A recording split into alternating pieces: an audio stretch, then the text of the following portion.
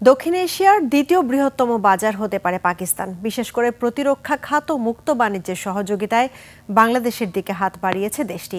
সেই সুযোগের হাতছানি উপেক্ষা না করে বরং দর কষাকষির মাধ্যমে বাংলাদেশকে কৌশল ঠিক করার পরামর্শ দিয়েছেন বিশেষজ্ঞরা। বিস্তারিত আকবর হোসেন সুমনের রিপোর্টে।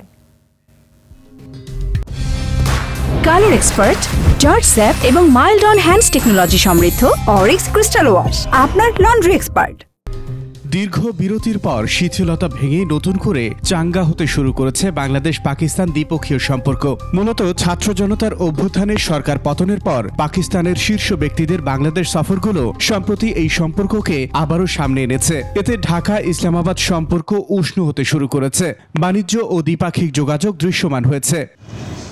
ভবিষ্যৎ সরকার যদি যৌক্তিকভাবে দেখে, বাংলাদেশের স্বার্থ অনুসারে কাজ করে, তাহলে তারা জানবে যে তাদের ভারতের অনুগত থাকা উচিত না, এবং তাহলে পাকিস্তানের সাথে সহযোগিতা চলমান থাকবেই।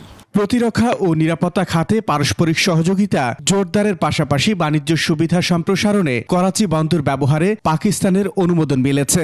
আঞ্চলিক নিরাপত্তায় দুই দেশের সামরিক বিনিয়োগের প্রতিশ্রুতিও মিলেছে শীর্ষ পর্যায়ে। এতে দক্ষিণ এশিয়ার নিরাপত্তা বিন্যাসে নতুন মাত্রা যোগ করতে পারে। কারণ হিসেবে ভারতের সঙ্গে সম্পর্কের বৈরিতায় পাকিস্তানের সঙ্গে ঘনিষ্ঠতা বাড়াচ্ছে বলে মনে করেন এই সাবেক কূটনীতিক।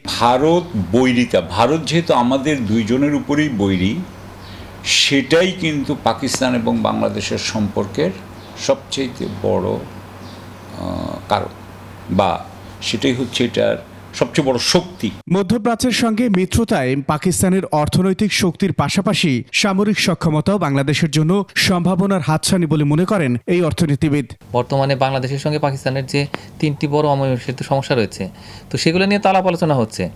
এখন যখন ব্যবসায়িক সম্পর্ক আমরা সম্প্রসারণ করব, তখন কিন্তু অন্যান্য যে সমস্যাগুলো আছে সেগুলো সমাধানের পথও কিন্তু উন্মুক্ত হয়ে যায়। তো যত ব্যবসা বাণিজ্য গভীর হবে, তত কিন্তু দুটো দেশ কিন্তু একে অপরের উপর নির্ভরশীল হবে।